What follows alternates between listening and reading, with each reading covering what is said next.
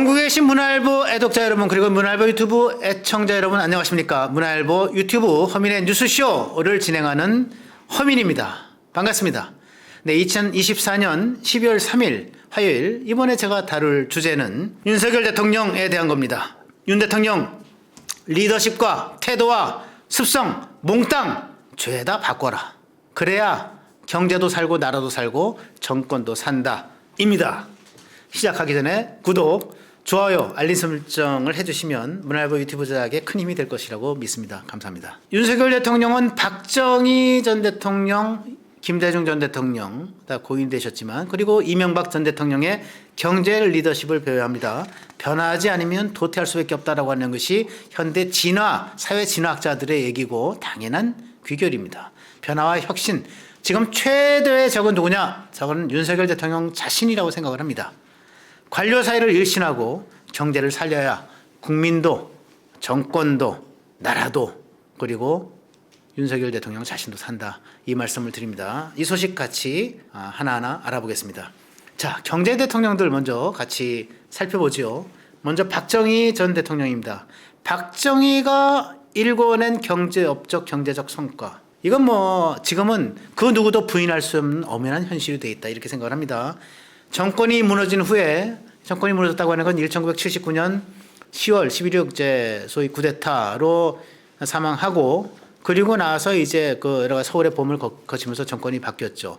그 이후로 지금 줄 잡아서 45년 되는데요. 40년 이상.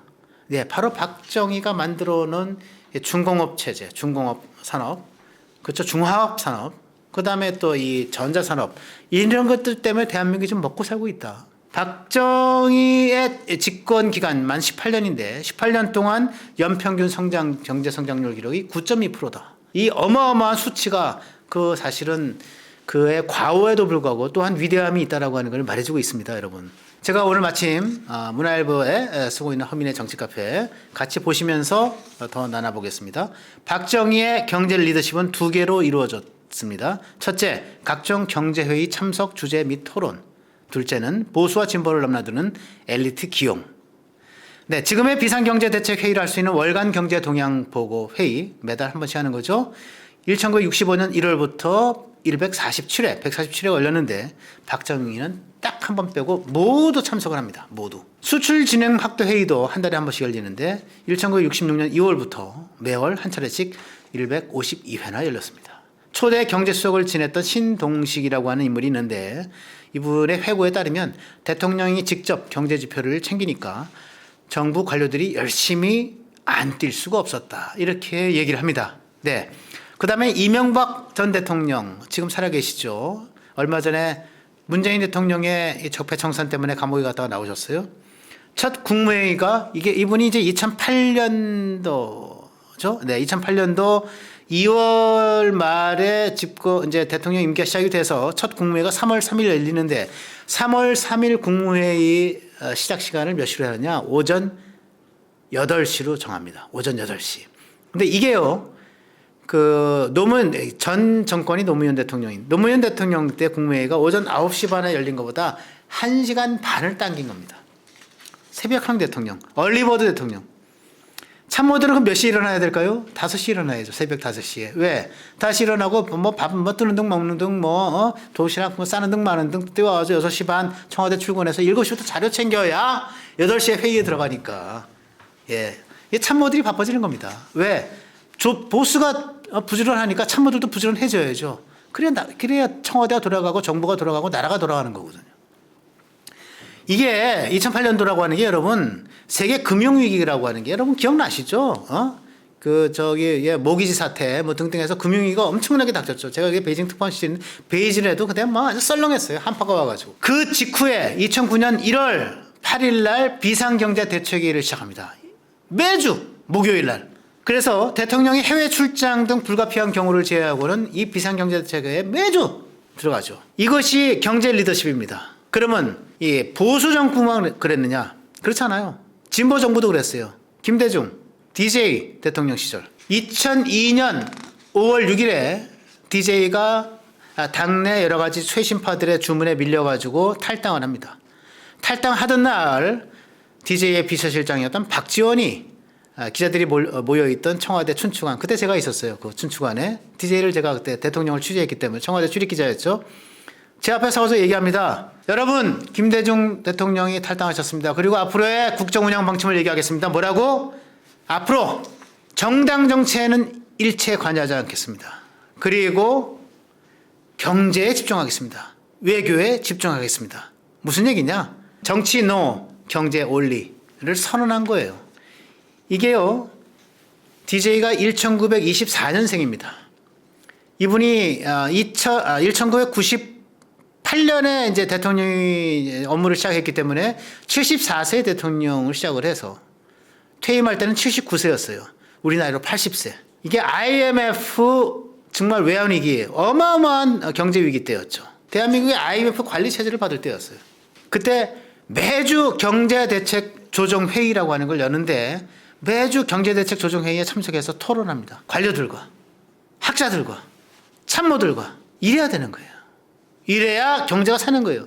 그래서 그 어려운 시절에 DJ의 시절 5년 동안에 경제 성장률이 연평균 5.6%. 어마어마하죠. 지금 1%대. 자, DJ는, 박정희는, 이명박은 왜 그랬을까? 멈추면 제자리에 있는 게 아니라 뒤로 물러가는 것이다, 뒤처지는 것이다 라고 하는 것을 알았기 때문이다.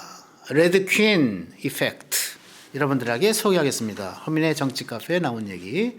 소설 이상한 나라의 앨리스에서 붉은 여왕이 앨리스에게 말합니다. 주인공 앨리스. 이상한 나라 아시죠? 뭐 이게 토끼굴 같은 데 들어가서 거기서 겪는 이상한 모험담. 제자리에 있으려면 전력을 다해서 달려야 해. 무슨 얘기냐? 주변 환경이 빠르게 움직이기 때문에 온 힘을 다해서 뛰어야 제자리에 머물 수 있고, 뛰지 않으면 뒤로 후퇴하는 거고, 더 다른 사람보다, 다른 환경보다 더 앞질러 가려면 더 빨리 뛰어야 돼. 이런 얘기예요. 이를 경쟁 사회의 생존 원리에 적용한 것이 뭐냐? 변화하지 않으면 도태한다. 바로 레드 퀸 이펙트다. 효과다. 이런 얘기를 말씀을 드리는 겁니다. 이것을 알았던 거예요. 그러면 윤석열 대통령 뭐를 해야 됩니까? 빨리 뛰어야죠. 전력을 다해 뛰어야 됩니다. 죽을 똥 말 똥 뛰어야 돼요.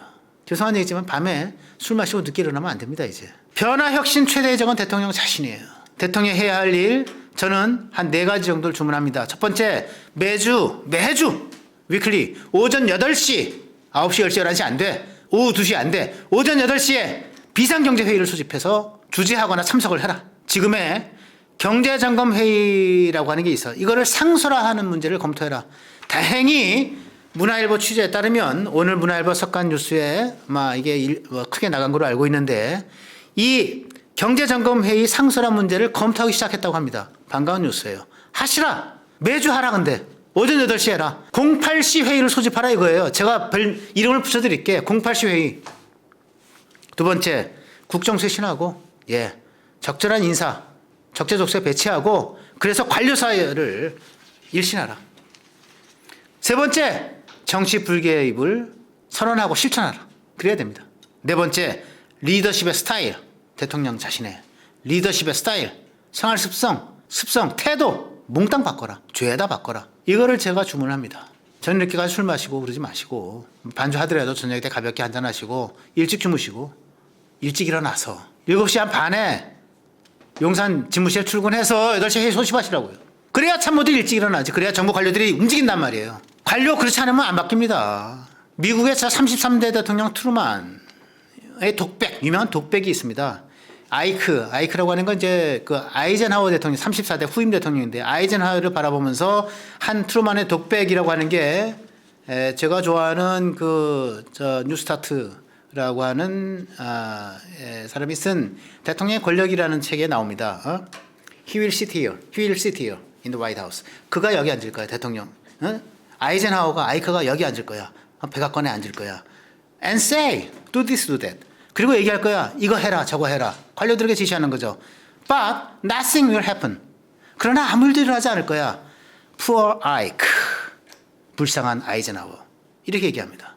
네가 여기 앉아가지고 백악관 대통령이 돼서 잘난 척하고 이거 해라 저거 해라 시키겠지만 관료들은 안 움직여. 참 불쌍하게 됐지. 이게 관료들입니다.